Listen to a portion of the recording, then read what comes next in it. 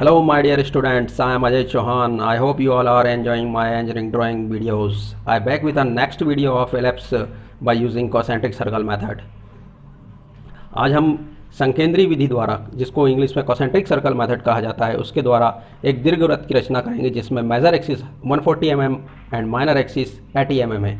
सबसे पहले तो हमें यह समझ लेना अति आवश्यक है कि संकेंद्री विधि को, इसे संकेंद्री विधि को कहा गया है। संकेंद्री विधि मतलब यदि एक से अधिक सर्कल एक ही केंद्र से हम बनाते हैं, यदि एक से अधिक सर्कल को एक ही सेंटर से हम ड्रॉ करेंगे तो उसे कॉसेंट्रिक या संकेंद्री कहेंगे, क्योंकि उन सारे सर्कल्स का केंद्र जो है एक ही है, इसलिए इसको हमने संकेंद्री कहा गया है।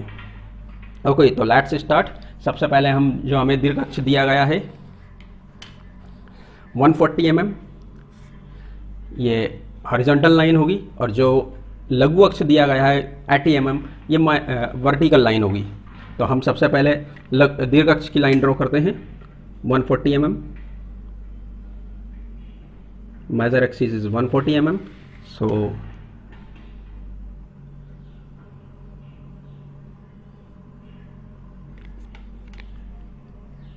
यहाँ पर 140 mm की लाइन ड्रॉ कर ली। इसका हम केंद्र ले लेंगे 140/2 करेंगे तो 70 पर इसका केंद्र आ जाएगा, सेंटर। यहाँ पर हमने इसका सेंटर ले लिया। सेंटर को हम O दे देंगे, ओरिजिन, इसे हम A B। ओके, अब माइनर एक्सिस ड्रॉ करेंगे। माइनर एक्सिस हमें दिया हुआ है लघु अक्ष 80 mm, तो लघु अक्ष जो रहता है वो वर्टिकली ड्रॉ किया जाता है। इसे हम, जो हमारा सेंटर है यहाँ से 80 mm है, मतलब 40 mm अप साइड में एंड 40 mm डाउन साइड में। ये हो गया, ये हमारा एलिप्स का पॉइंट होगा C, एंड ये this one is D। Okay, अब सबसे पहले हम क्या करते हैं, जो हमारा प्रकार है राउंडर में O से A तक का डिस्टेंस लेंगे। O से A तक का डिस्टेंस मेजर किया, then draw a circle,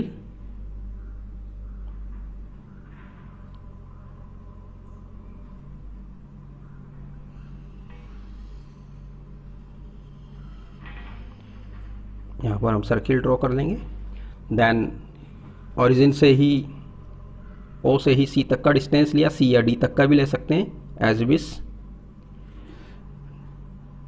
यहाँ पर हम एक सर्किल और ड्रॉ कर लिया। ओके, अब हमें यहाँ पर एलिप्स बनाने के लिए इस सर्कल को 12 इक्वल पार्ट्स में डिवाइड करना होगा। 12 इक्वल पार्ट्स में डिवाइड करने के लिए आप चाहें तो प्रोटेक्टर का उपयोग कर सकते हैं अपने चांदे का, या फिर जो हमने C से D तक का जो डिस्टेंस लिया है O से C तक का, उसे यहीं पर रखकर C पर रखा। सॉरी, पहले इसको हम एक्सटेंड कर लेते हैं, C एंड D को आगे एक्सटेंड कर लेंगे।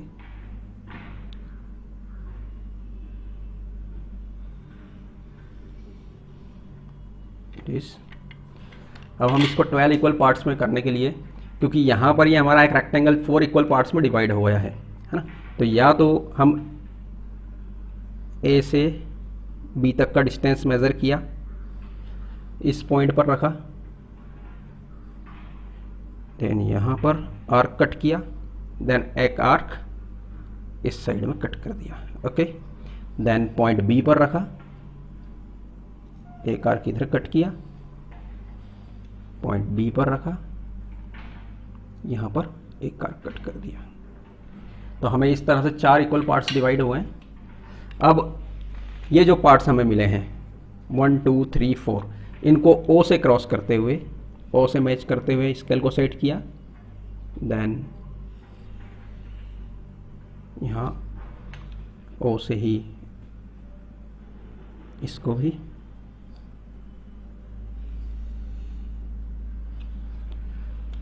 then O से this one,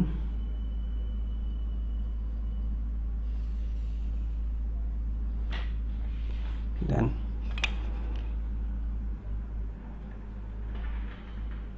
इसे भी O से ही डिवाइड कर लिया।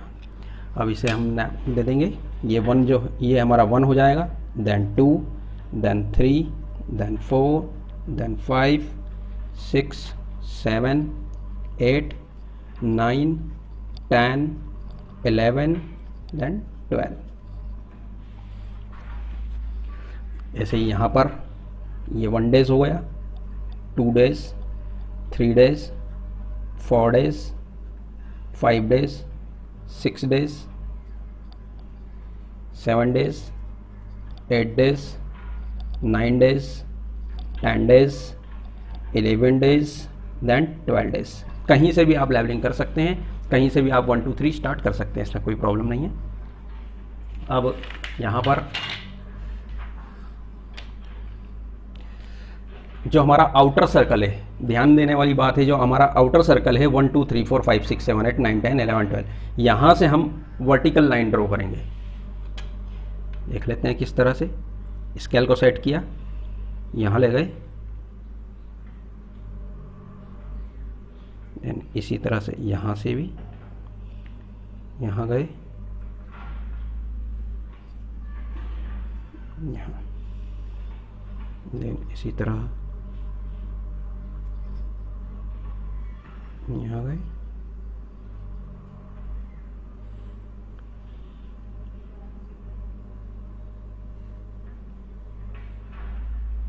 ओके। तो आउटर सर्कल से हमने देखा, हमने वर्टिकल लाइन ड्रॉ की है, ओके।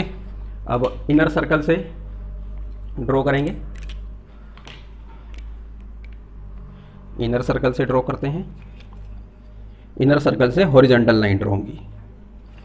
यहाँ पर इनर सर्किल से ये, देन ये, then this one, then this one,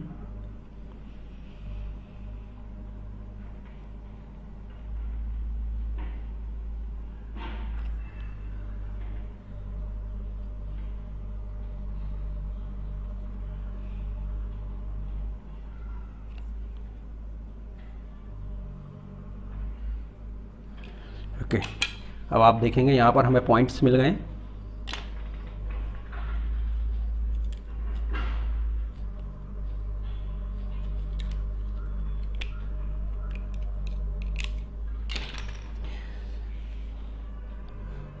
जहाँ पर भी ये क्रॉस कर रहा है, हॉरिजॉन्टल एंड वर्टिकल लाइन एक दूसरे को क्रॉस कर रही हैं, वहाँ पर हमारे पॉइंट्स मिलेंगे, ओके। ये सी पर ही मिलेगा एक पॉइंट, देन यहाँ पर डी पर, जो क्योंकि ये हमारा माइनर एक्सिस है, ओके। तो इसको हम पहले लाइट ट्रेस करते हैं, उसके बाद फाइनल ट्रेस। तो सबसे पहले हम पेंसिल से यहाँ पर ट्रेस कर लेंगे, लाइट लाइट लाइट, जिससे कि फाइनल ट्रेस में हमें प्रॉब्लम ना जाए। डॉटेड बना लेते हैं हम यहाँ पर,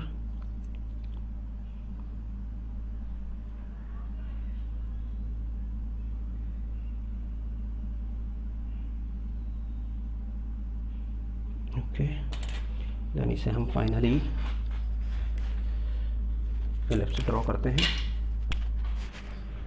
ये जो हमने पेंसिल से ट्रेस किया है,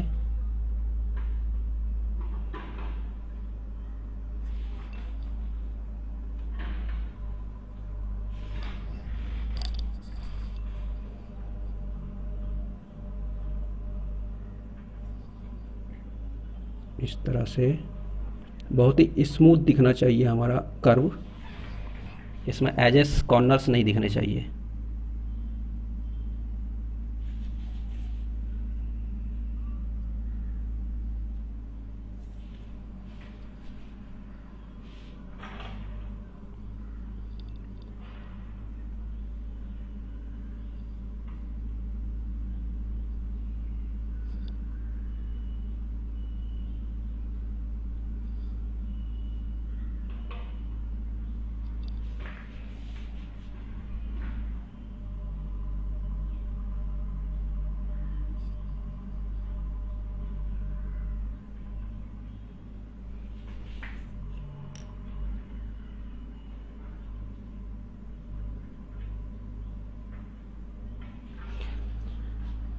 अब ये जो हमारे पॉइंट्स आए थे इसे हम दे सकते हैं P1, P2, P3, P4, P5, P6, P7, then P8, P9, P10,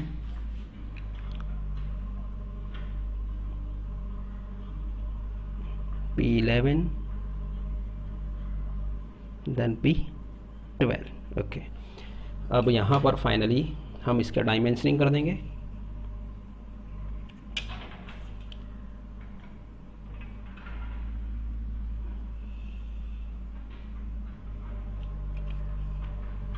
Hmm, 140।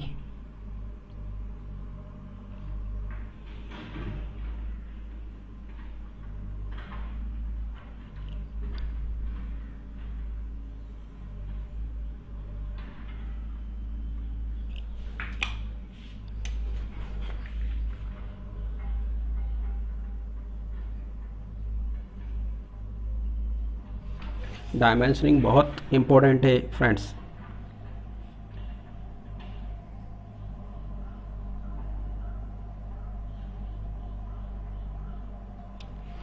यहाँ पर एरो हेड जैसा कि आप जानते ही हैं 1:3 का रेशो होना चाहिए।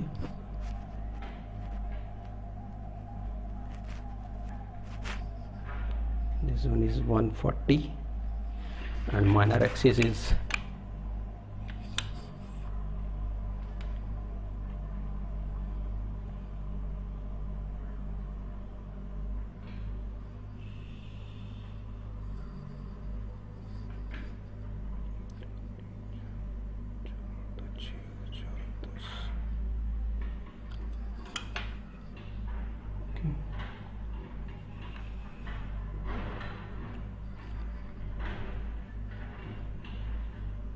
यदि आपको मार्क्स फुल लेना है तो वो डायमेंशनिंग करना बहुत ही आवश्यक है, तभी एग्जामिनर जो चेक करते हैं वे आपको फुल मार्क्स देंगे।